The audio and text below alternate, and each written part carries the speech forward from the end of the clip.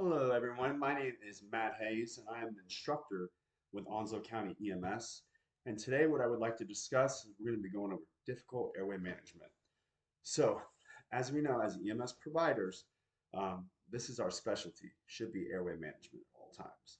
Whether that means we are getting prepared for a RSI, which is rapid sequence intubation, or it can be a simple cardiac arrest, which airway management can be difficult as well. Or it could just be something to do with they're having difficulty breathing and we need to maybe adjust their airway with doing a basic jaw thrust maneuver. But today we will be discussing some of the techniques and some of the problems that we run into when it becomes to airway management. So, preparation for airway management is key. So, let's go back to the basics. So, if we have a patient, as we see here, laying supine, whether it's on a floor, a bed, just anywhere where they may be at a location. If we go back to the basics to try to adjust an airway, let's start with the most simple one that we learned back in our EMT days. So as you can see, this here is an American Girl doll, but we're going to pretend that this is an adult mannequin. So if we're having difficulty with airway, you go back to the basics. If there's no trauma involved, the good old fashioned head tilt chin lift right here. So that right there, if the tongue is blocking the airway and they're having snoring respirations, they may actually open up the airway enough to where we can start doing what we need to do to fix the airway problem. If there's any type of trauma involved, then we can go back to the jaw thrust maneuver. So, all right. With that being said, if we're going back to the basics, we need to have all of our equipment set up. Now, what that's going to be in this situation is our airway adjuncts. So, start with the basics of a BVM. We're going to need that, okay? Besides the BVM, we're going to need an OPA. As we know, OPA comes in many different sizes. So, with the OPA, what we would need to do is we need to measure from the ear to the corner of the mouth to get proper size. Without that, it may be too far back, may cause more an obstruction. So sizing for an OPA is very vital. So, however, if they have a gag reflex, you do not want to make an attempt to insert an OPA. This is only if they're unconscious or if they have snoring respirations to where they have no gag reflex. One way to check if they have a gag reflex, also you could do a pinch right here to see their responsiveness. If they respond, start moaning, that means that they have an airway and you don't want to try to insert anything into the mouth. So that's a contraindication. Second device that we can use is an NPA. So with the NPA, that'll go, we prefer the right nostril. It's the easiest way to insert. So you want to go from the right nostril to the earlobe. Now, some of the contraindications of that is obvious facial trauma. We don't want to insert anything in anybody with facial trauma. Now, the good thing about an NPA is that they're semi-conscious. If we take an NPA, properly lube the NPA, and insert into the right nair, just enough to where we can twist it and insert it enough. Then with our BBM, we would have a mask, and this is where you go back to either the jaw thrust maneuver or the head tilt chin lift. So with that, you would hold, and you want to get a good seal. Now, sometimes with these seals, you may not be able to. It may be difficult, and there's many reasons why. So some of your predictors for difficult ventilation. So over the age of 55, and why that can be difficult is the fact that with you start getting the geriatric population, they may have false teeth, which can cause an airway obstruction. That's one thing to prepare for difficult ventilation. Another thing, obesity. This is one of the number one things in America that we face today as EMS providers is obesity. So you have bull neck, which is a huge part of difficult ventilation. Um, Gentlemen, they may have a thick beard, which in that case, if they do have a thick beard, you may not be able to get that proper seal. So a good way to fix that problem would be the two-person ventilation. So one person will be holding the either underneath for the head tilt chin lift, try to get right here, and then a second person would come behind and would actually put their hands over that seal. So one person is holding it, and the second person is actually ventilating. So 10 to 12 times a minute is what we're looking for to actually to assist ventilations. So another way to know if we're getting good proper seal and if we're getting good ventilations is um, for the seal, we want to make sure there's not air blowing out of the side. So if there's air blowing out outside, even with a two-person, then we need to do something where we need to adjust. Maybe the seal's too big, the actual mass part. It may be too large. If that's the case, we can also try to grab maybe a smaller. You can actually, depending on the size of the patient, you can grab a pediatric size and make an attempt to see if that will work. Um, Lung sounds and good equal chest rise and fall.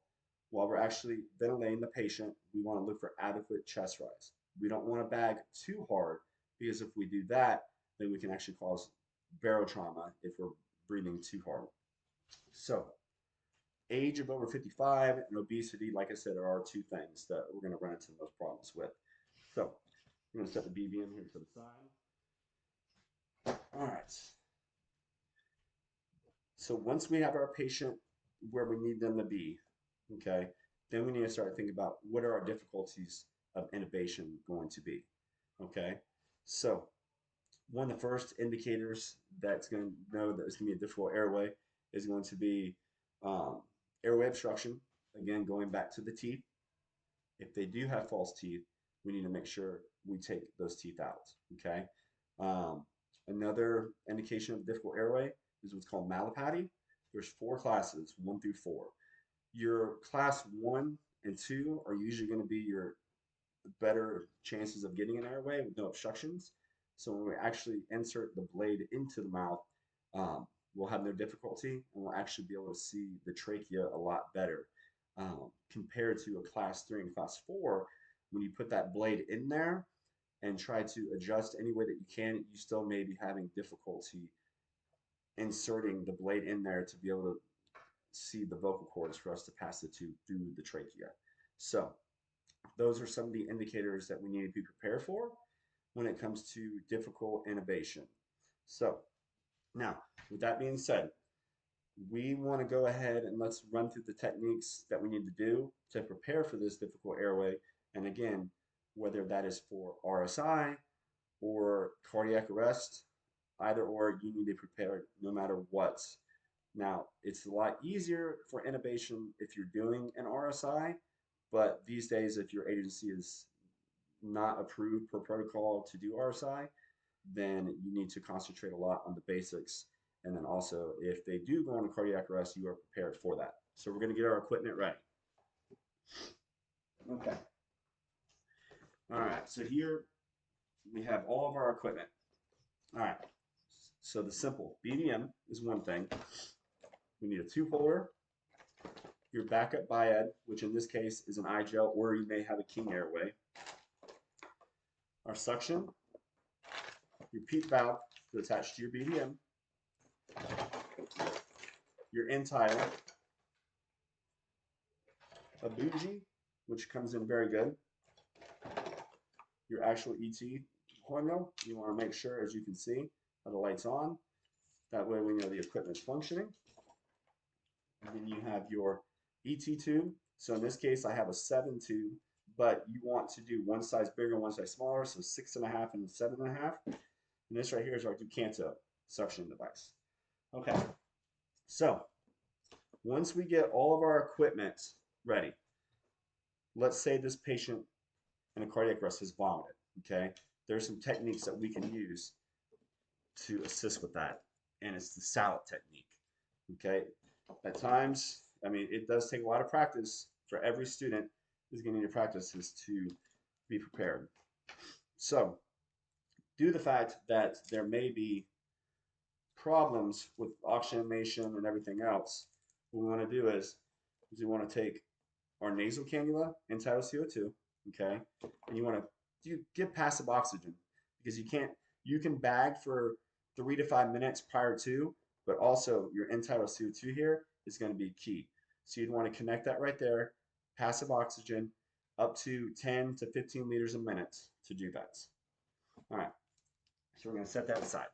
So with that being said, again, in cardiac arrest, vomit is our biggest obstruction, which is why this is called difficult airway. Okay, so we would hook this up to our suction. All right, so that's hooked up to our suction. We have our equipment ready. Biad backup. You want to make sure your tube, all right, no holes in that. All right, so we got our PEEP and we got our bougie. Like I said, I am a big fan of the bougie.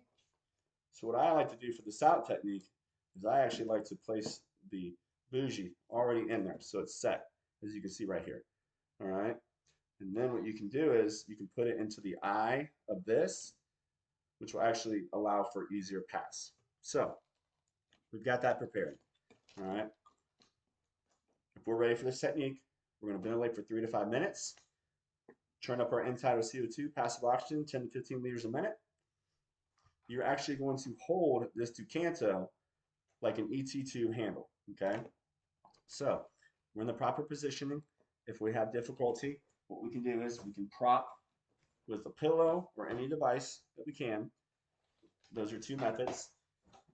All right, so once everybody is on the same page that we're ready to start, I will go in here and I will start suctioning as much as I can before I want to insert the tube.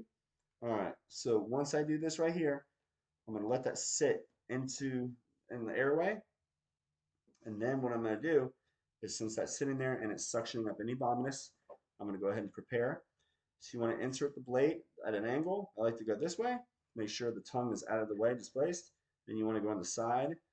And you never want to tilt back with this blade because that's how you can break teeth. So you want to go in there. You want to lift the tongue up while the suctioning is still going on there, getting all the vomit up. You want to go ahead then, take your tube, and you actually want to go ahead and insert the bougie itself into the trachea. Now, VL video is going to be the way to go these days. So, but for today's purpose, I'm going to use the demonstration of the Mac, or you can use a Miller blade. Always have different sizes prepared. So, once that would sit in there, once that was sitting there, what we would do is we would go ahead and insert that in there. Once we see the trachea, we're going to go ahead and take this and take your tube, and you're going to go ahead and insert the tube while removing the bougie at the same time. So once your bougie is out and your tube is actually in, you want to go ahead 5 to 10 cc's. Go ahead and insert that. All right. Then you want to take your BVM. Let's go ahead and bag a couple times. This is hooked up to the monitor. What we want to look for is we want to look for good waveform on our monitor, and we want to make sure that we have a positive end-tidal reading. It may take a little bit of time, but 35 to 45 is the golden number. So once we actually get that in there and we have it stabilized, you're going to have one of your partners come up and come over the top, and we're actually going to secure this tube right here. And we're going to continue to ventilate this patient. One breath, maybe every 7 to 8 seconds is probably the way to go. You don't want to over-oxygenate. So remember, 35 to 45 is the key here. Now, let's say after 2 attempts, that right there did not work. Again, make sure you have a backup. Here's your eye gel. And what you would do is you put gel here, kind of get that ready. And then you would insert the tube gently, because you don't want to, teeth will rip this open, believe it or not. So you got to be careful inserting this. So same situation though, where you can go ahead and connect that to it and go ahead and ventilate that patient right there. Always listen to lung sounds, upper gastric sound. Make sure upper gastric is negative. Make sure you have a good rise and fall, and somebody listens to lung sounds and everything's good. Also, if they did swallow a lot of vomit, what you can do is you can increase your PEEP. So usually when you put this on, it'll be at 5. So you can increase anywhere between 5 and 15. I say a good starting measure would be 5, and then you can increase slowly to where you need to be to do that.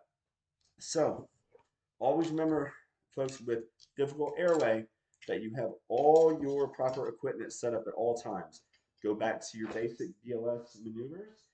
If that does not work, then that's when you want to go ahead and go to your further interventions for ALS, ET2, backup airway, everything that you need right here. And hopefully, if there's no obstructions and that you can do the intubation properly, the outcome for the patient may be good. So, with that being said, if anybody has any questions in the classroom, I'd love to answer them. If not, thank you for your time and you have a great day.